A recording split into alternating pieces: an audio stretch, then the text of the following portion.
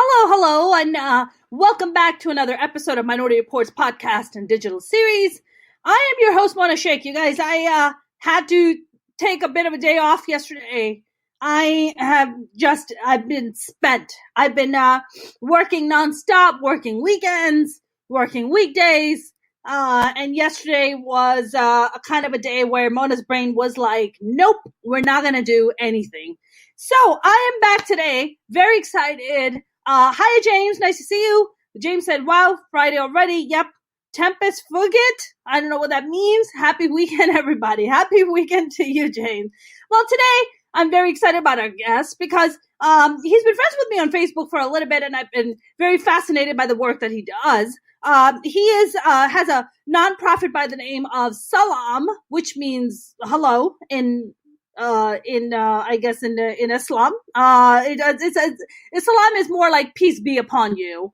And he is also the author of Why Do They Hate Us? And I want to ask him, why do they hate us? Here is our author, Steve Slocum. How are you?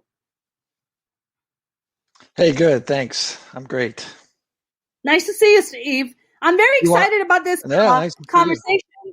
Yeah, nice to see you. I wanted to kind of jump right into it. I was reading some of the articles on you, and one of the articles talks about how you went as a missionary to Kazakhstan, and you and your family lived there for 5 years. Tell me about that and why Kazakhstan?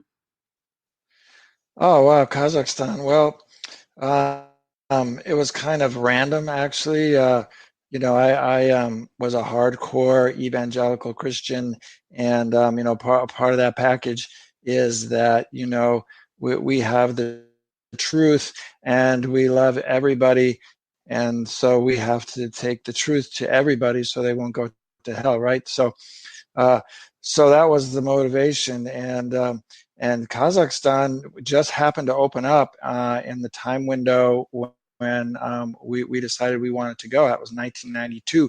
And, the Soviet Union had just kind of come apart at that time. And Kazakhstan was one of the nascent republics that emerged when the Soviet Union came apart. So that's how we ended up there. How interesting.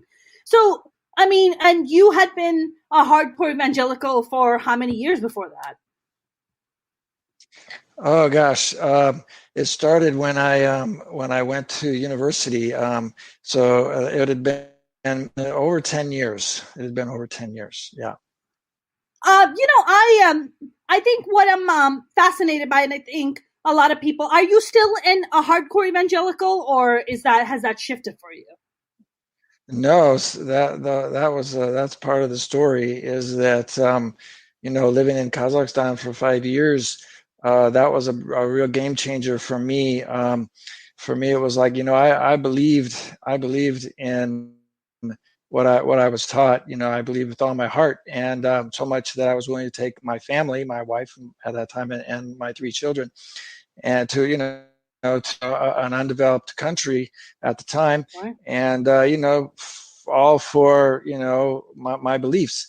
But I feel like when I was there, what happened was, it's kind of like the Truman Show, when he's sailing his boat and he bumps up against the edge of his world and finds the edges of it. I felt like that happened to me when I was there.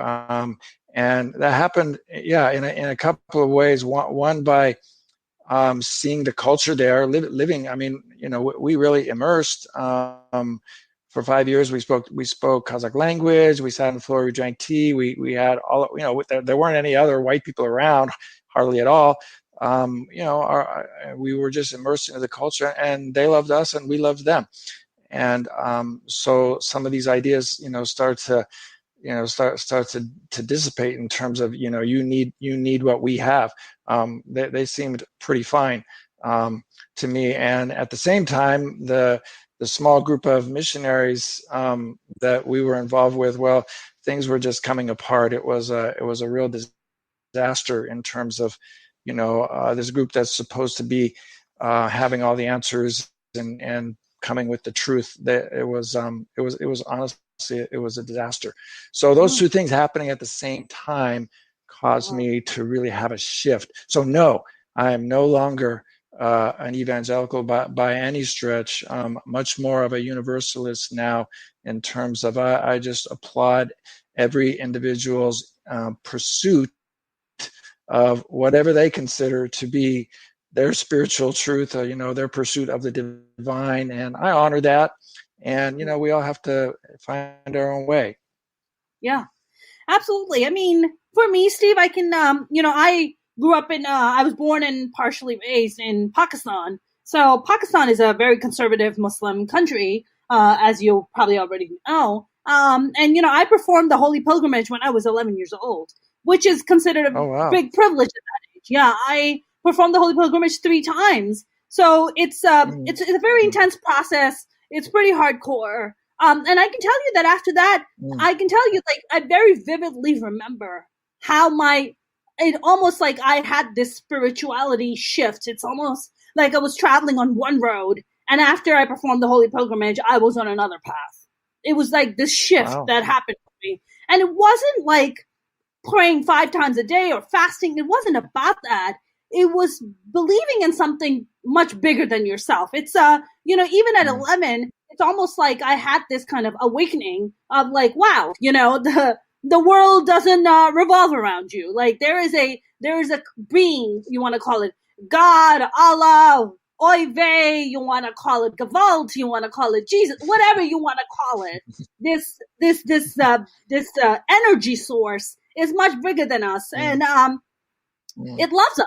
It really does love us, and I think that has been my kind of spiritual path. I've never heard of the term universalist. Do explain. Oh, well, you haven't. Yeah, no, I mean that's more. Everybody finds their own way, and there's some truth, in what we all find. I mean the earth is round, and it's filled with different peoples and cultures, and of course, all of us over time are going to develop differing ideas about why we're here, and some ideas about the divine, and so yeah, I just I just can't, because of the fact that for so long I really believed that I had found the one truth, and realizing how wrong I was about that. I just find myself unable to, I'm not just going to join another team, and go through that whole thing again. So I just, I just have a difficult time saying that, no, what you believe is wrong. What I believe is right. So for that reason, I find myself in more of a universalist position, that everyone finds their own path, and they all, go up the same mountain. Yeah. I mean, Steve, what I'm curious about is, in your San Diego Tribune article, you talk about how when you lived in Kazakhstan, your experience with the Muslim families that you came across and your Muslim friends was so different. And then not too long after that, sadly, September 11th happened. And then there was this anti-Muslim, Islamophobic, thing going on in America, where it was just like, oh, you're a Muslim, are you a terrorist? I lived in New York City at the time, and I personally experienced that. I mean, I even got laid off of jobs just because, they didn't lay anybody else around me off, but I got laid off, and and it made you started questioning. You're like, well, I don't understand. So what was it so different for you that you experienced in Kazakhstan that made you go, no, I can't be anti-Muslim because I saw something very different? What were those things that you saw? Gosh, like I said, we were just immersed in the culture. All our friends, our neighbors, we just loved them. They were inviting us to their kids' birthday parties, to their weddings, to funerals, to picnics. They were just our friends. They just rolled us up into their community. It was like, they didn't care, that that we had a different color skin, that we spoke their language poorly. Although, we didn't do half bad. My kids were pretty fluent. But there was a wonderful, welcoming, hospitable, generous, kind culture that just, even though, here they are as a Muslim background people, and they knew we were there as missionaries, but even so, they just welcomed us so warmly. I had never, ever experienced this kind of warmth and hospitality before. And it just melted, so many things for me. And so when I came back, and shortly after we got back, 9/11 happened. I just that experience, that was more than a mental experience. It was a deep, emotional, spiritual kind of experience that changed me deeply. It just never even occurred to me. It just that this idea that Muslims are scary people because of 9/11. I couldn't get there. I mean, I was confused like everyone else. It's like, how did this happen? Why did they do this? I was very confused, but I wasn't buying into this, blanket idea that Islam, is a scary religion and Muslims are scary people. I just, that couldn't get into me. Mm-hmm. Steve, do you feel like, this anti-Muslim sentiment that rose after September 11th, all the other minorities were like, thank you, Muslims, for taking the blame, and thank you for taking the heat off of us for a little bit. I have some Black and Latino comedian friends that are like, oh, thank God, after September 11th, the way the attention shifted on Muslims, and they could just give us a break for a little bit, which is sad if you really think about it on a grander scale. You're just like, oh shit, like as if some minority always has to be a target, right? And sadly, after September 11th, it was Muslims like myself who became, targets of, whether it was verbal or losing your job or whatever those things were. I feel like, do you feel like it's because you had that personal experience that, wouldn't allow you to accept this anti-Muslim sentiment? And do you feel like if more, I guess you can say more, non-Muslim people in America had similar experiences to you, there would be less anti-Muslim sentiment? Well, yeah, I mean, I'm glad you brought that up, because really, in my view of it, as I've looked at it over the last 20 years, since 9/11, I really feel like that where we are today, exactly where we are today in terms of, what happened at the Capitol building on January 6th.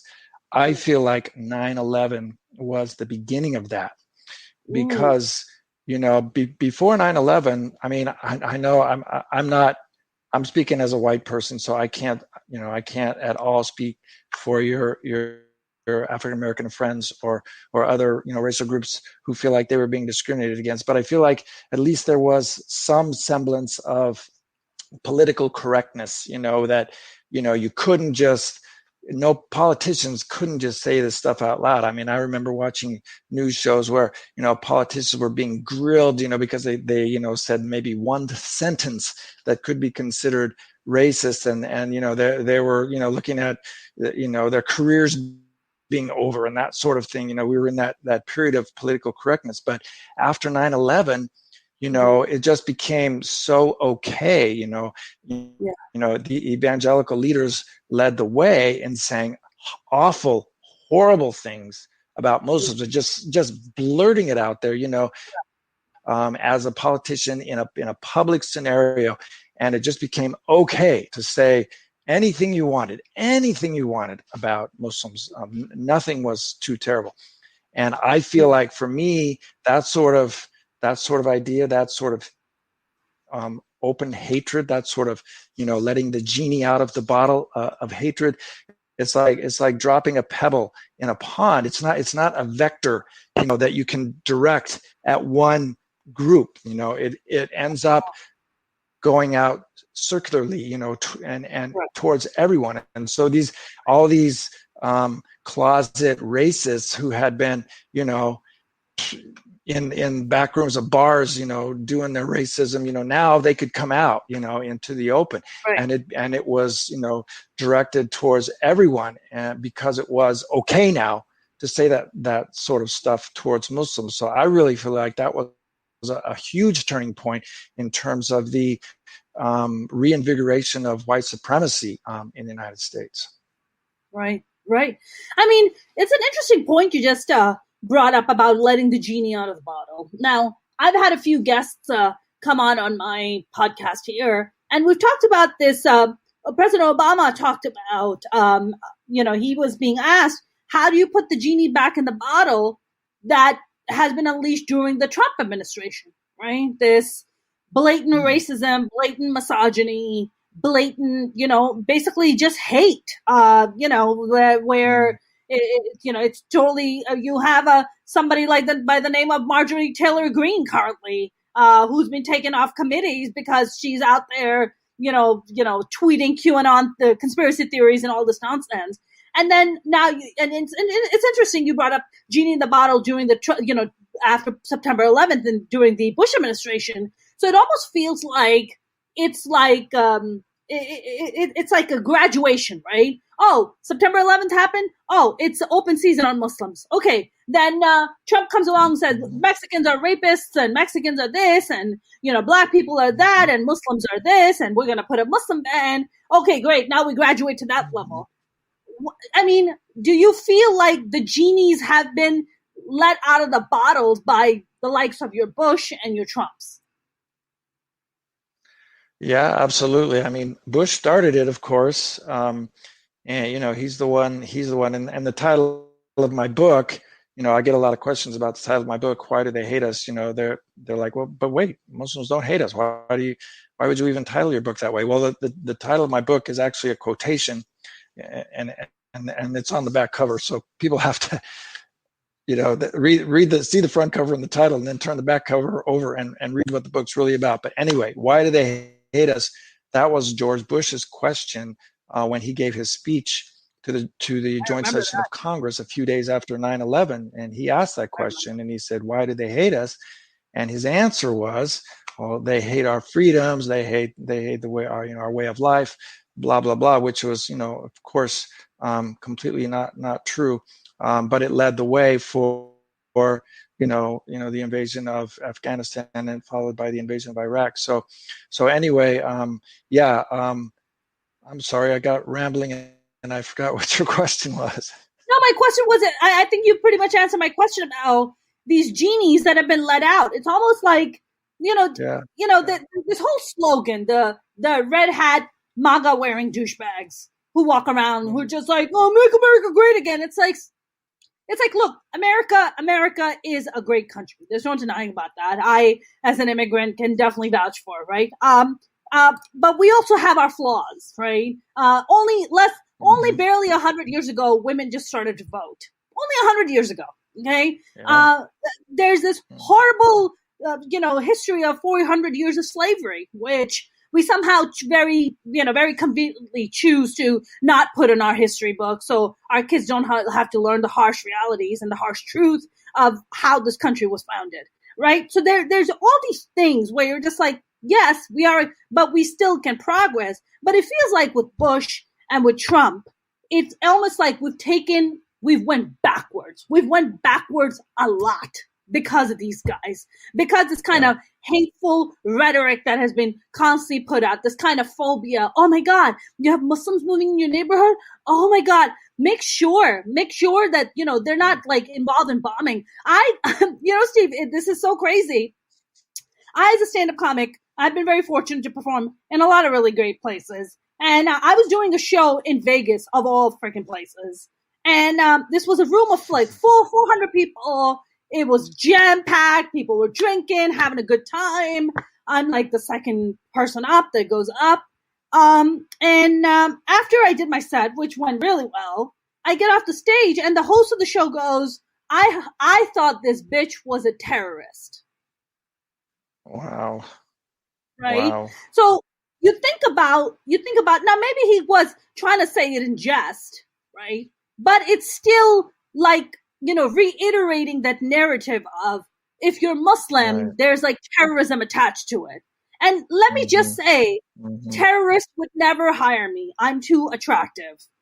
Um, they don't hire attractive people. They don't. It's the truth.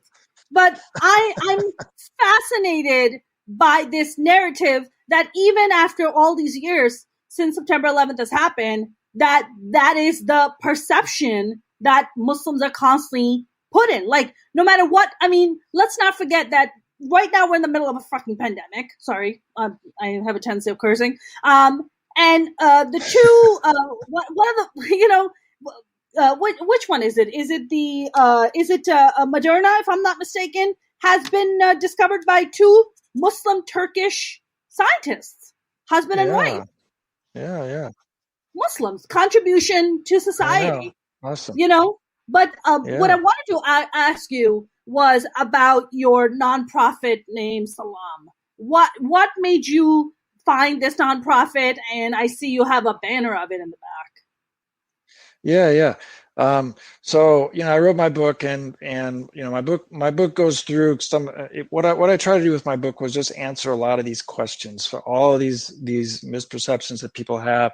I just tried to answer all those questions because I went down that same path. As a really serious Christian, I didn't understand so many things. My ideas about Islam were given to me by Christians who thought all Muslims were going to hell. So I had completely false ideas. So anyway, I wrote my book to sort of correct that, and it was my own journey of what I learned about Islam, starting from the childhood of Muhammad and on through to modern day Islam, and then some of the American foreign policy that has actually what terrorism is really about.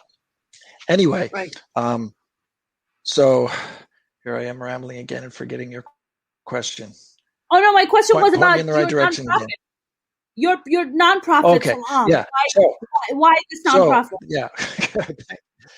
Thank you.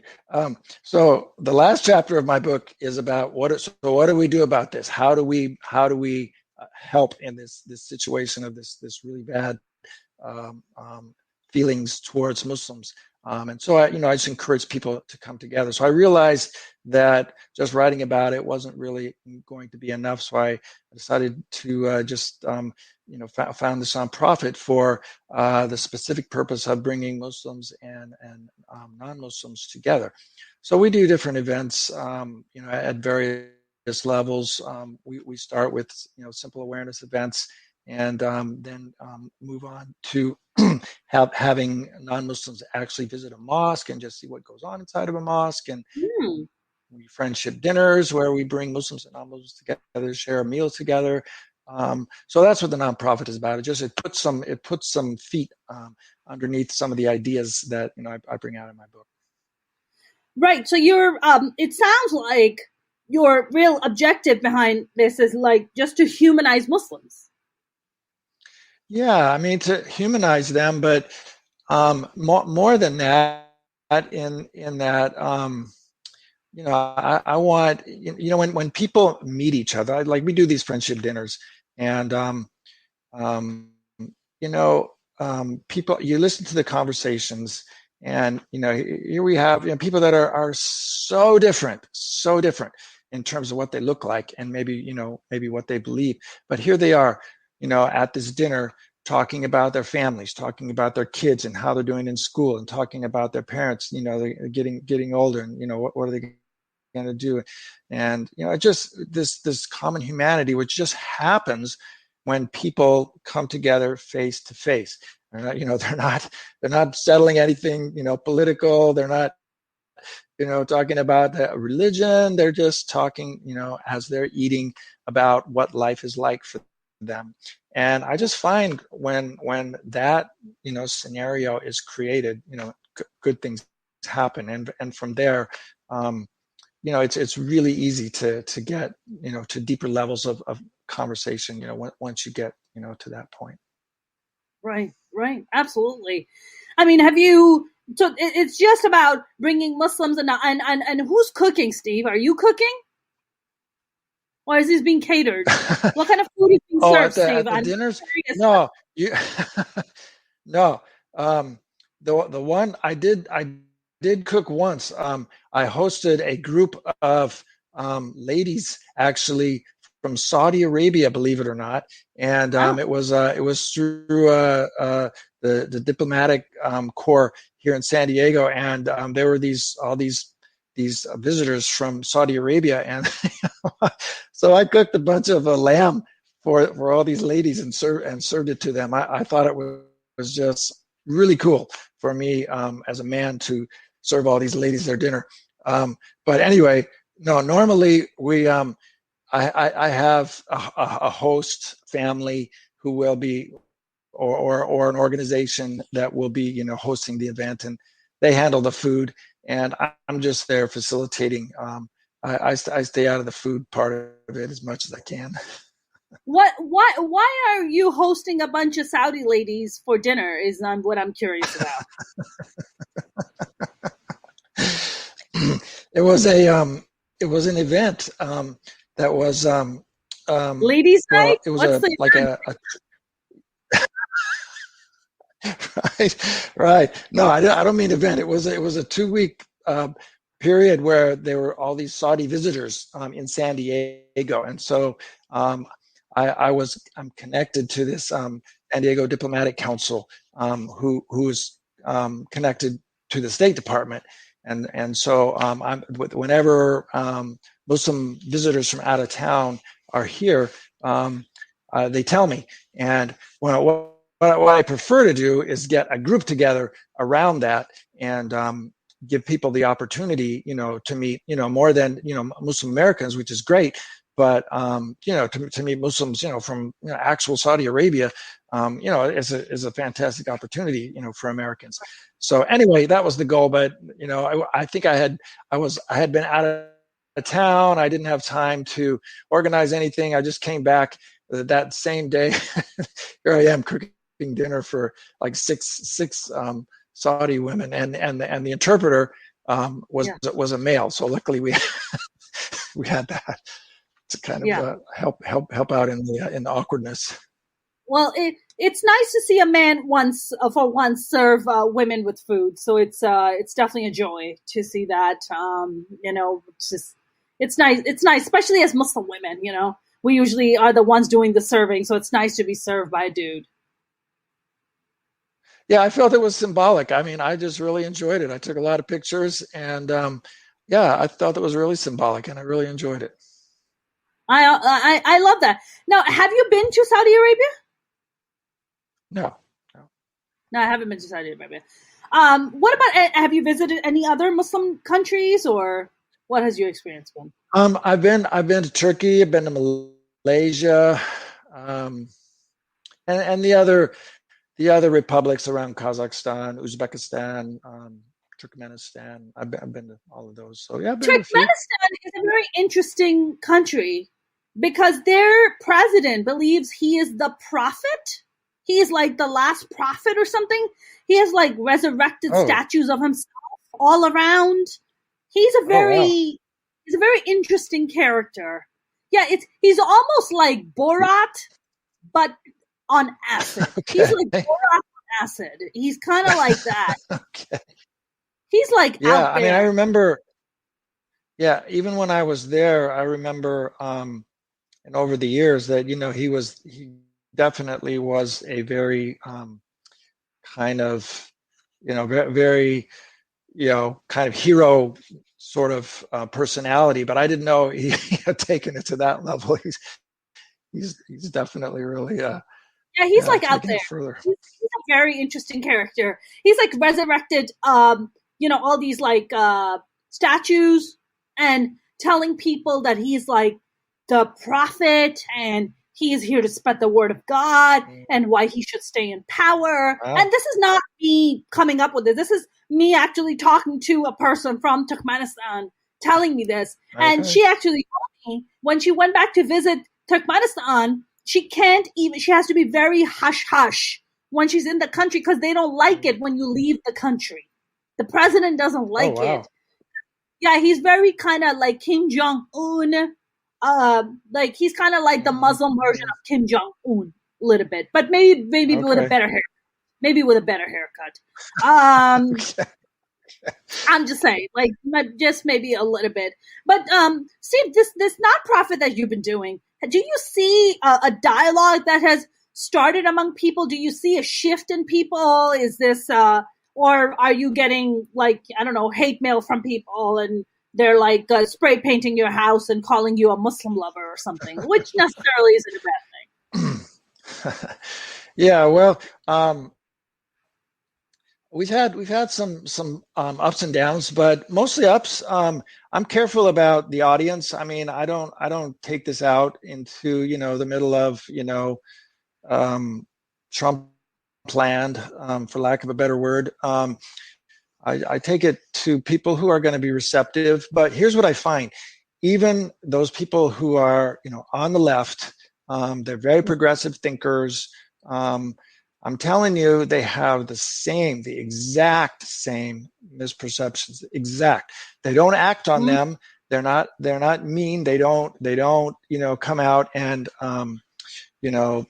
discriminate and persecute and commit hate crimes, but they still have those same ideas, deep down.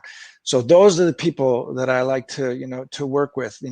I find those people are very, very, very receptive to the things that they learn from the Muslim speakers that I bring in, because they don't want to have this fear. They don't want to have this negative image. They want to like them, but they just don't have the information to make that happen. So when I bring these speakers in and they actually meet them and talk to them and see how kind they are, how friendly they are, and they learn a little bit about what Islam is really about, they just love it. The energy is incredible, just incredible positive energy, great question and answer sessions.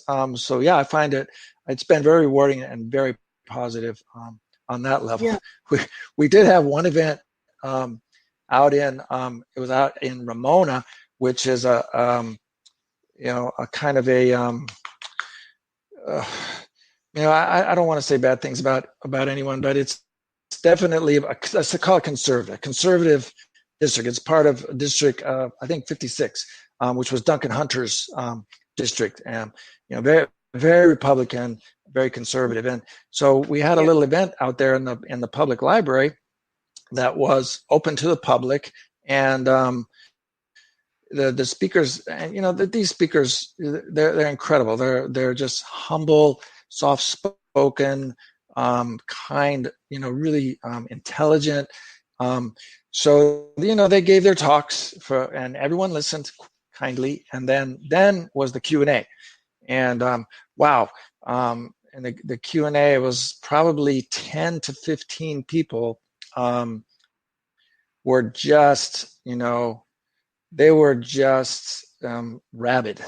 I mean, the looks on their faces, their eyes were big. They were just like this, like, oh my gosh, it was frightening. I mean, I was standing in front with the speakers and seeing all this, and they just jumped them, and they were coming up with stuff that was just asking these questions, from quoting these books and these sources, and all of us were just like looking at each other like going, where are they getting this stuff? Even the Muslim speakers didn't know. What kind of stuff? I want to hear this. What kind of stuff are they asking? Oh, do Muslims eat their babies? Like what kind of questions?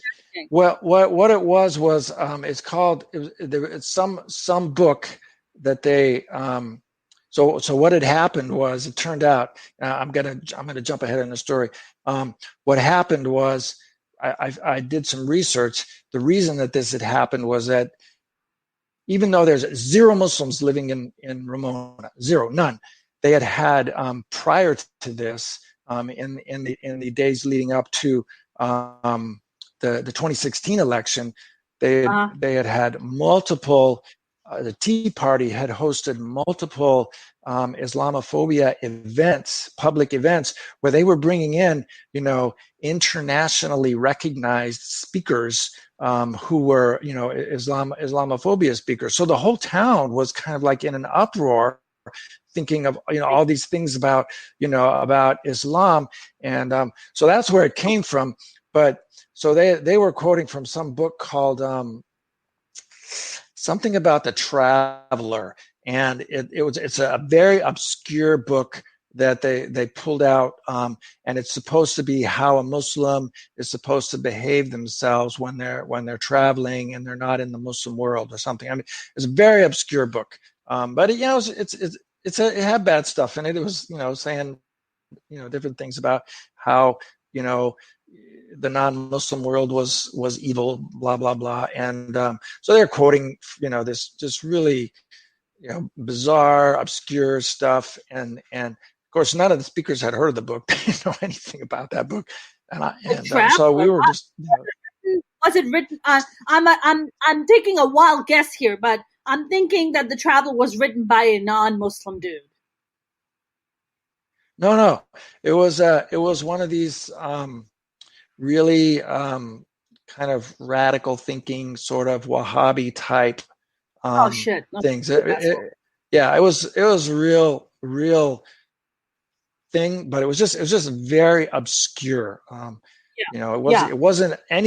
It was like not mainstream by any stretch. It was just some really just radical, weird, sect. And somehow they got a hold of this book, and they were promoting it as if it represented all Muslims. That was a bit rough. It was a rough event. And my speakers, I just felt so terrible for them because they're just so humble and sweet and nice, and they were just getting chewed up and spit out. It was not fun to witness. Republican district without a stand-up comedian. I mean, come on, Steve. Do we? Next time you go, hit me up. Yeah. I'll come. I'll bring a bunch of my Muslim female, or female or male Muslim comics along with me, and we're gonna have a grand old time. It will be a lot of fun. Yeah, that'd be great. I'm gonna have to rewrite my strategy documents to include that. Bless you. Look at that. I became allergic to just the ignorance. It's causing me allergies. My goodness. I actually wanted to ask you, you just brought up Wahhabism, and it's interesting. Every religion, I feel, has these extreme assholes, right? I call them extreme assholes. Every religion has them. Every religion. No religion is forbidden from him. Every religion has it. So in Islam, we got the Wahhabis, right? And the Wahhabism, as you know, has birthplace is Saudi Arabia. I mean, this is where the Wahhabis mostly, they try to spread this ideology around to poor Muslim countries as much as they can because they want to control the narrative of what Islam really is, which you and I both know is what Wahhabism preaches is not what Islam is.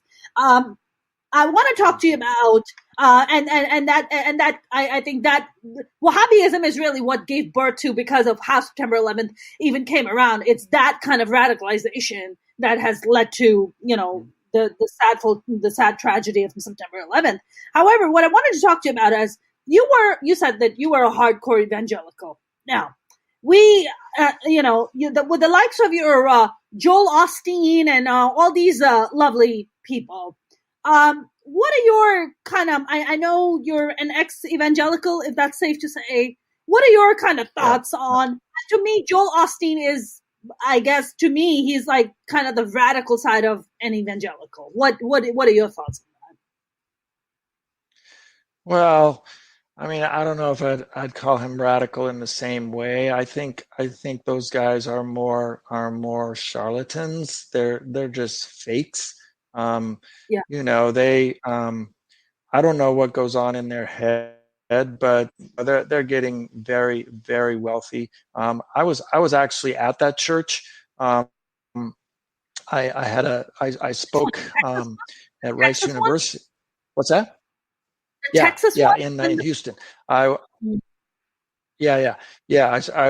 pulled right up to it. I didn't go inside, but boy, it takes up an entire huge. It's right off the freeway, and it takes up between one exit and another exit. It was just like this huge, massive facility with underground parking and everything. And but yeah, no, those guys, I don't know what they're thinking, but they're just extremely wealthy, and they keep saying the things that they say, and people flock to them. And I was just addressing this other guy, Ravi something, another evangelical megachurch pastor has just been it's just come out that there's all this sex abuse people coming forward and stuff, with him. And I'm just saying, I mean, we just create this celebrity mentality within the church. It happens a little bit in Islam too, but Sure. we see it in the church, where people just flock to these guys, and they're incredibly talented speakers. They have good organizational skills, and so they put those two things together, and they create this this mega church. But no, I don't think it really has has a very tenuous connection with anything related to actual Jesus.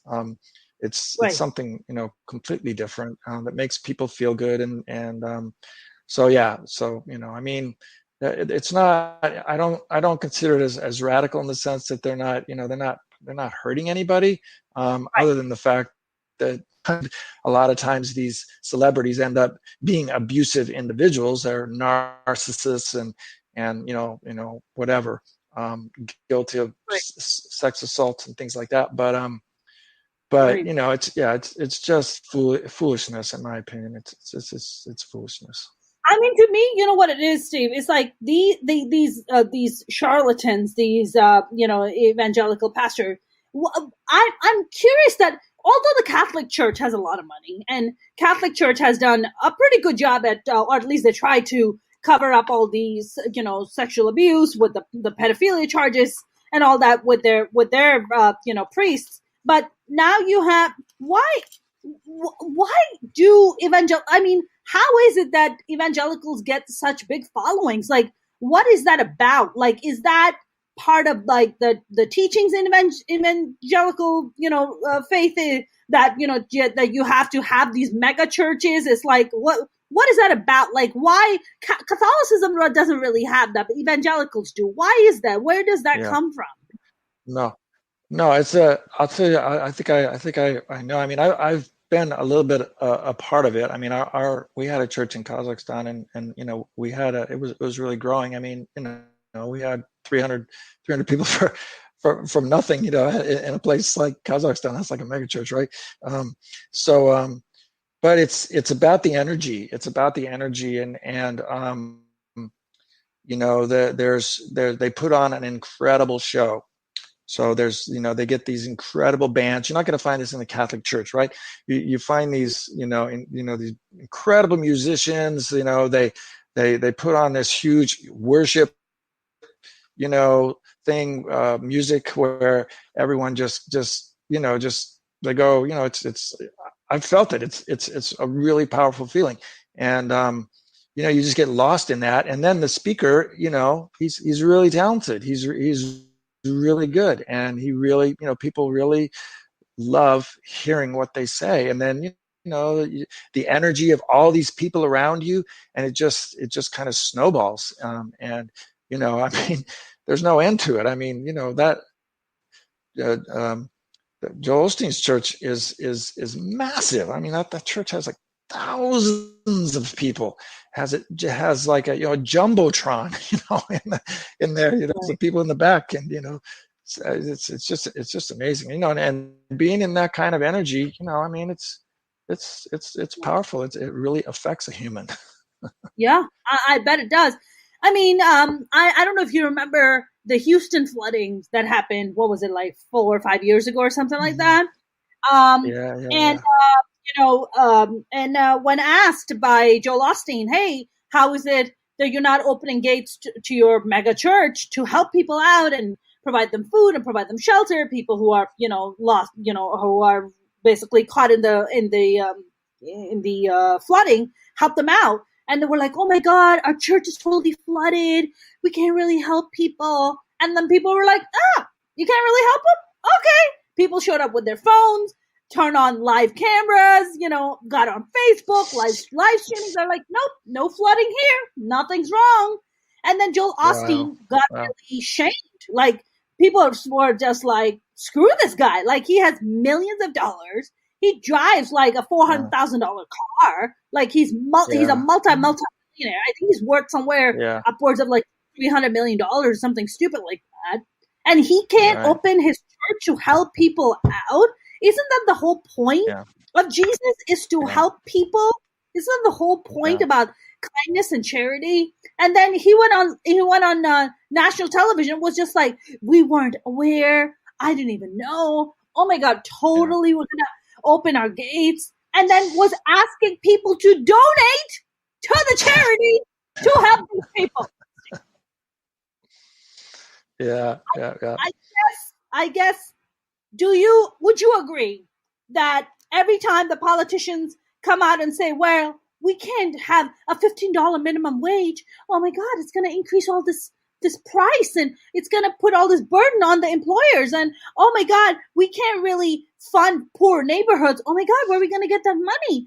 Oh, we don't really have money to help out the middle class that has freaking literally plummeted into poverty during the freaking pandemic. Oh, where are we going to find that money? Oh, I know where to find that money.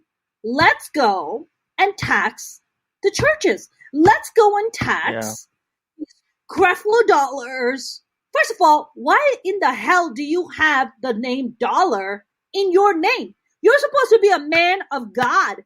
I don't remember ever in a Bible where it's just like, thou shalt be a dollar. Like, I don't remember that. Do you? Please? No. Don't you think that we should tax the churches and take that money and invest it back into our society? Sure. Yeah, especially nowadays, with the churches pretty openly, making, political stands. Right. Where's the separation of church and state, Steve? Where is the separation? I'm a nonprofit. Yeah. Yeah. No, exactly. They're supposed to be nonprofit. That's why they aren't taxed. And I'm a nonprofit, and I just went through all of that, and I read the language, I read the documents, and it's very clear, that you cannot be, political. So yeah, it's kind of bizarre that they're so openly, taking political stands and still, claiming nonprofit status. I mean, I'm very happy for the Reverend who won in Atlanta, who won the Senate seat. However, he is a Reverend. Oh yeah. He's a man of God. What are you doing? Yeah. Poking your nose in business. I mean, in politics. What? Right? Am I wrong? Yeah. Well, I see that a lot, though. I mean, and it's kind of, now that I've sort of gotten a little more exposed to, what happens, among, in the Muslim population. I see this sort of rah thing that every time a Sikh politician gets elected, yay, it's a Sikh. All the Sikh are like, hey, we got a Sikh. He's in government. And, the Muslims are like, yeah, our guy won. Our guy, we have, three Muslims, and the same with the Christians. I don't know. I don't think it matters. I'd rather we not focus on what the person's religion, and so what? We all have a religion, and maybe we're this, maybe we're. It's not the religion part. Like Ilhan Omar is Muslim. She wears the hijab, but she's not a Muslim. She doesn't lead prayers. She's not, a Muslim. She's not a. Sure. Right. She's not leading a mosque. I see what you're saying. Right. But a reverend. Okay. That's in the beginning of his name. He's a freaking reverend. Like, what are you doing in politics? Like, if Ilhan Omar said that she's a sheikha is the one who leads prayers, then it would be like, okay, Ilhan, you need to take a chill pill on that. You need to back it up. Like, no, we're not mixing church and state here, right? But when you have literally like people coming out with that's fair. title with reverend, it's like, okay, what? I thought we were doing separation of church and state here, but I feel, Steve, like more and more our society is getting this crazy blurred line between religion and politics, where it's just like we turn a blind eye to certain things, right? We're just like, well, but this person's qualified. It's like, okay, well, then they have to give up their nonprofit status. Then they no longer get to use their reverend or sheikha or whatever title you get to use, right? Your faith is your faith. That's fine. I'm not questioning that. However, I am questioning what status do you have in your church, your mosque, your gurdwara, your temple, whatever. What that is where kind of my issue comes in. But I want to talk to you a little bit more about your book. Why do they hate us? What are some of the key things that you learned while researching and writing this book that where you were just like, wow, this is something that will make an impact and perhaps shift people's perception on how they view Muslims in America or just how view Muslims in the West, period? Yeah. Well, for me, the biggest thing was just researching, the life of Muhammad and the story, of his childhood and how he, came to be the founder of Islam. I literally had no idea, and I don't think that many other people do either, that what Muhammad was doing was founding a movement of sweeping social justice reform in a culture, in an oligarchic culture that preyed upon the rich, preyed upon the poor, and was literally enslaving children,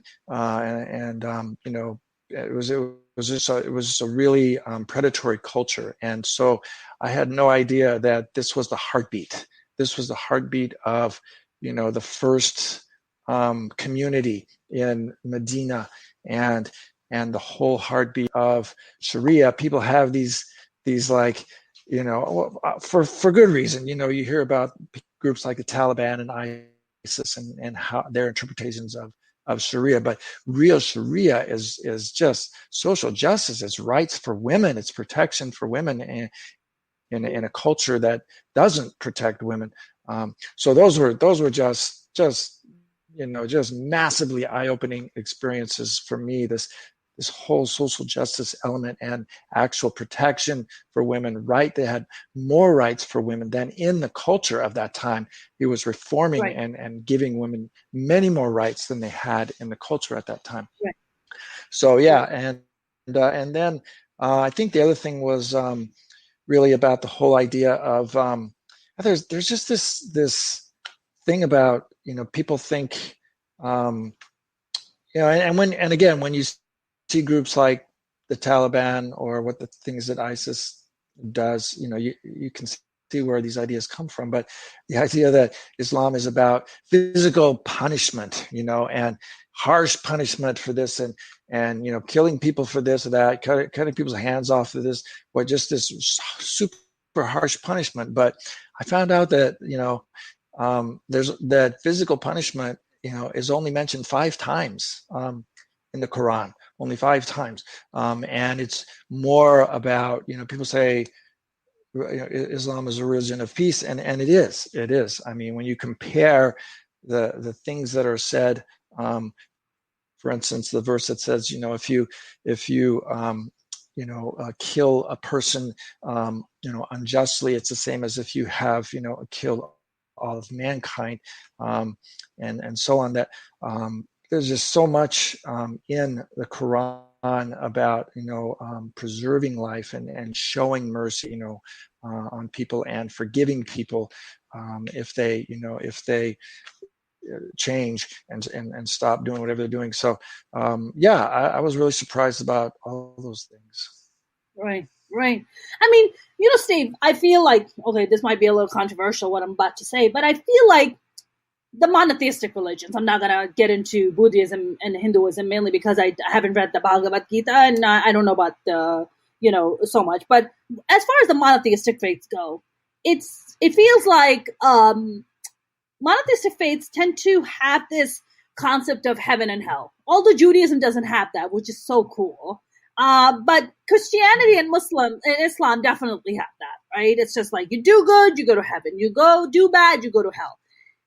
But there's also these contradictory things, right?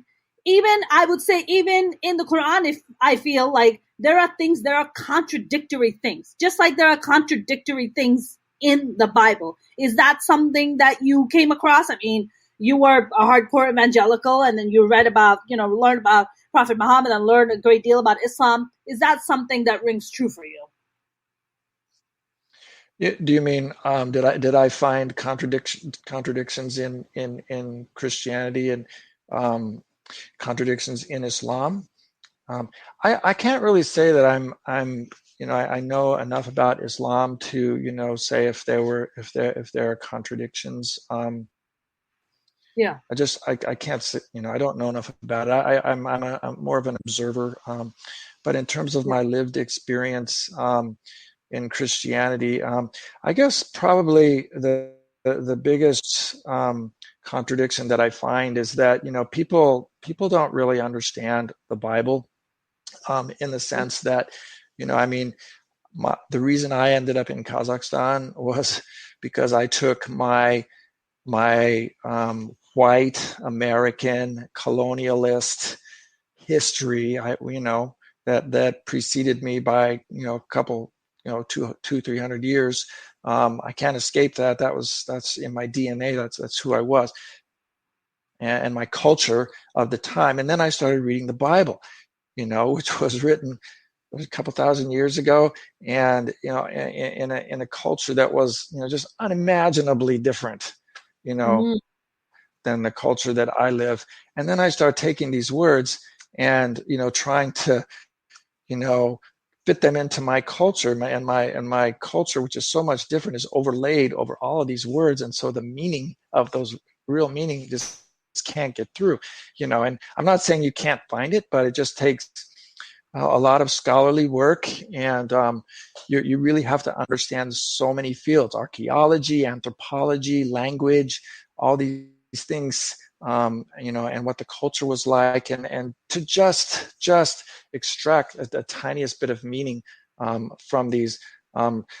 So I find that that's really, to me, the reason for the disconnect is that we just don't really understand the Bible, and we just take these words that are translated into English and then interpret them over our culture, and we come up with these things that really don't look very much at all like what it was originally supposed to mean. So yeah, we end up doing a lot of things that don't make a lot of sense.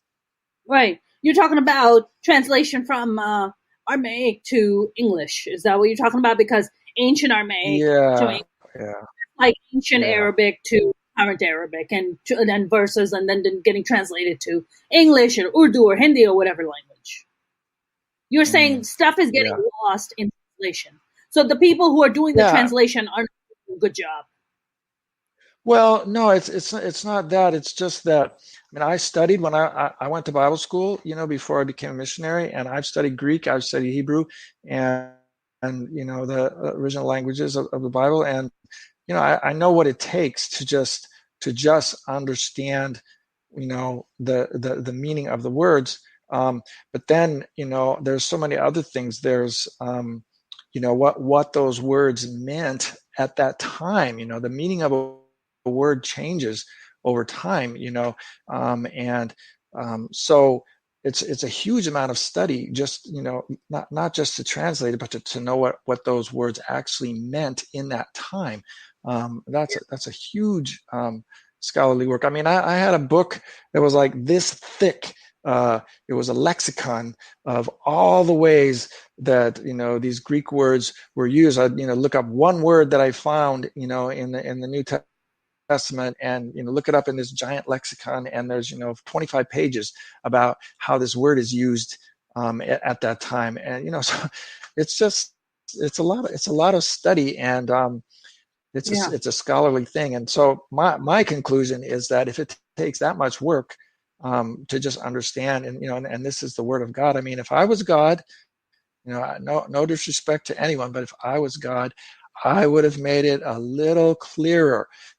what it was I was trying to say and what I wanted people to do. I wouldn't require somebody to read 25 pages out of a lexicon to understand what one word that I said might mean, at that time. So that's how I that's Yeah. sort of how I conclude. Maybe God just wants us to, that's that's what they say. Like God works in mysterious ways, so God just wants it to be all very mysterious. It's like, here's a puzzle, figure it out.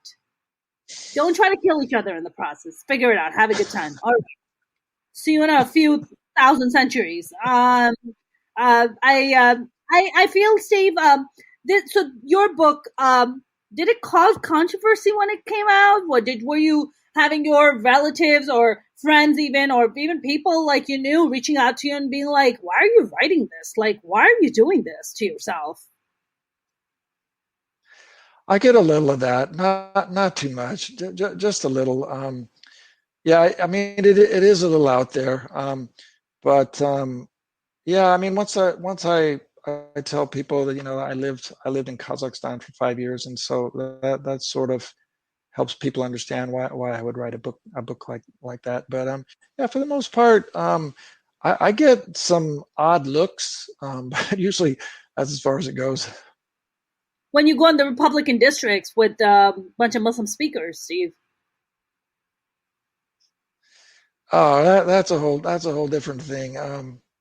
Yeah, That no, sounds like that's that sounds like a fun trip, Steve. Fun. So yeah, I'd fun. love to take you with me on one of those. Are you kidding me? Fox News, bring it on. Like, even Fox News is like shockingly becoming more logical. And I'm just like, wait a minute, what's happening here? And it's like, oh, now you have Newsmax and what's the other one? OANN, because they're so batshit crazy. Fox News seems reasonable. You're just like, oh my God, Fox News, you're like kind of reasonable right now. This is Well, amazing. well, plus they're getting sued for all the ridiculous misinformation they've been putting out there. So, there's actually some accountability to, you know, Yep. Yep. putting some actual, real news out there. That's right. They're getting sued. What, like, how many billion? 1 billion, 2 billion for the Dominion machine Oh that they've yeah, been. yeah, Yeah, yeah. they're coming after them. I mean, how exciting! Ooh, love it. Uh, we're gonna start wrapping up soon, Steve. I actually wanted to ask you: was your book ever? I mean, when it came out, when did it come out? By the way, July 2019. 2019. Okay, so it came out during the Trump era. And how Mm. has it done? Like, has it been read by critics? Has it been written? Has there been any kind of coverage Yeah, on it, Times or anything like that? Tell me more about that. yeah. I've been really, really actually encouraged. I got two really good reviews from the review companies, Booklist and one of Kirkus, who reviews for independent books, and they gave it they named it one of the top books of 2019. Both those Wow, companies, and then it also won a Benjamin Franklin Book Award, silver medalist for 2019. Yeah, so it was not too in the shabby. category. Yeah, no, it was in the category of I think current events. Yeah, so it was one of the top four. There was one gold medalist and three silver medalists. So it was one of the top four books in that category. So yeah, I did. Yeah. It's been well received in the profession. So that's been really encouraging. Good for you. So, are you thinking about writing another one? Something to talk about how evangelicals and Wahhabis need to maybe get together. Yeah, yeah. I definitely have some books in the wings, but I'm not sure which one to do first. But I don't think it's going to be that one. What about Mormon, Steve? Why are Mormon guys so attractive? I don't know how to. I went to Utah and I was like, my God. I mean, Mormons and Muslims are so similar. Big families, Mm. multiple children, very, tend to be pretty religious. Although we don't stitch each other's clothes, which is interesting. Um, we don't live in a compound either, but very attractive people. And I wonder if religion does that. Did you find that in the evangelical faith that it made people attractive too? No, I didn't find any correlation there at all. Yeah, mostly they're pretty conservative, and they're also kind of similar to some of the more conservative Muslims in that it's your attractiveness is not something that you're supposed to put out there. Um, yeah, no, No. that wasn't my experience. I experienced more. This is where this sex abuse kind of stuff Yeah. in part comes from this being so restricted and held back sexually that it's all wrong. It's all evil. It's evil to be beautiful. It's evil to show your beauty, Oh and wow. it's evil to look at someone and say, wow, she's beautiful. And all of it's evil. And so no one knows what to do with themselves, and so they end up trying to repress it, but then it comes out in strange ways. So that's more what I experienced. I don't know how it is with the Mormons. I thought Must for a be moment. those shirts and ties. I'm sorry. Yeah. Oh, the shorts and ties is so hot. But I thought for a moment you were talking about Muslims there, sexually, talking about sexual repression, everything. Also, we don't really believe that if you look at somebody beautiful that you think that, you're going to go to hell. It's like you enjoy beauty, but you're not supposed to enhance it, which is why, again, another controversial thing that, is that I don't understand the concept of hijabi models. I don't get it. I mean, the whole idea about hijab is modesty. So how could you model modesty? You know? I don't have an answer for you on that one. Yeah, I think I'm so glad though. Shout out to hot Mormon guys. Shout out to them. And I'm so glad they don't have a burqa in their culture. It's great. So happy for them. Steve, where can people follow you? Where can they go and buy your awesome book? Why do they hate us? Uh, just go to my website. It's steveslocum.com and have a sign up for my blog right there on the homepage. And also, you can buy the book on multiple platforms, whichever platform you choose, right there on that homepage. So, and then you can also go and follow salamusa.org, salamusa.org. And we have a blog there too, and also we have all our events and activities there, so you can follow us there and see if you want to be involved in any of those activities. Awesome. Is the salamusa.org also like a matchmaking get together by any chance? No, no, but you're giving me a lot of good ideas. I might have to think about I'm that one about too. that. I'm all about great ideas. So you can just hit me up anytime, Steve. It would be my honor. Yeah, I think you have a real market there. It's Okay. so much better than single Muslim or Salam, Love Salam, or there's like some other really weird websites out there for single Muslim people to get Is there? together.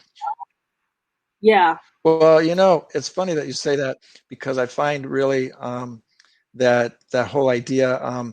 People talk about being an interfaith, and Muslims and Christians and Jews and everybody getting together. But boy, I tell you, you Yeah. find out how interfaith people really are when they try to marry each other. That's right. And that is the one thing that you do not do. Yeah, I think honestly, it would be great to actually put some energy into getting people to marry between the faiths. I think it's a great way. It's an awesome way. You get the families together. That's right. It's a great way to break down barriers. So yeah, I'm thinking I'm I mean, if you get together a Jewish mom, a Catholic mom, and a Muslim mom, I mean, they're just gonna guilt the shit out of each other, and it's gonna be amazing. Because the yeah, guilt, that parental guilt, is just so deeply mhm, engrossed, and yeah, I'm about that. Is yeah, there a lot of guilt in in evangelical faith? yeah, yeah. Okay, There so we'll really throw in is. What's that? I said we'll throw in evangelical parents as well. Yeah, absolutely. Please do. Yeah. Yeah, guilting their children to be like, oh my God, you're not going to get married before I die? It's just like, oh, Jesus. Oh, goodness. This Well, is there's an terrible. actual verse they quote that says, you're not supposed to get equally yoked to an unbeliever. Uh, so they quote that, and so no Christian is supposed to marry someone else who's not a Christian. Oh, wow. No, that's pretty hardcore. It's interesting you said that because in Islam, Mm, it's not like that. At least that's not what I was taught. I mean, you can marry what we call in Arabic as Ahl Kitab, which is meaning sharing the same book. Christians, Jews, because we're a monotheistic mm, faith, we share the same book. We believe in mm, one God, right? Our yeah, our approaches are maybe yeah, slightly different, but it's pretty much the same thing because we're monotheistic faiths. mm. You know, Yeah. I think it's more. It's culturally though. I think it's pretty strong that different cultures they don't want their kids marrying outside of right, their own right. culture. I mean, That's how you beat. it's That's their how own. you get rid of racism. That's how you get rid of prejudice and all kinds of stuff. Is you Yeah, just intermarry. Everybody is absolutely. everybody's getting it on with other people. Like God bless. I'm a I big want to. fan of that. I'm a huge fan of that, Steve. Huge fan. I have been totally been guilty of registering on JDate, which is a Jewish dating app. True story. Oh, Uh, Yeah, totally. I'm like about that life. Why not? If there was like hotmormonguys.com, like where do I sign up? Like where do I sign up for this? Steve, yeah, it has yeah. been it's been a pleasure. Thank you so much for taking the time to chat with me on a Friday evening. It has been a pleasure. So thank you so Oh, much. yeah, yeah. My pleasure. Thank you. Thank you. I will speak to you soon. Take care, Steve. Okay, great. Take Good night. Bye bye. Good night. That was Steve Slocum, and I hope you guys enjoyed that conversation. I know I definitely did. You can actually go to salamusa.org, like Steve mentioned, or if you want to buy his book, which is a really cool book, it's called Why Do They Hate Us? And that is and it can be found on steveslocum.com. It's also on Amazon and also some other awesome places where they sell books. You guys, if you haven't subscribed to my YouTube channel, please do. It would mean the world to me. You can also follow me on TikTok and on Facebook at Mona Shake Comedian, and on Instagram and Twitter at Mona's Comedy. I will be back on Monday with a brand new guest. Have a good evening. Stay safe out there. Please, please put your masks on. Good night.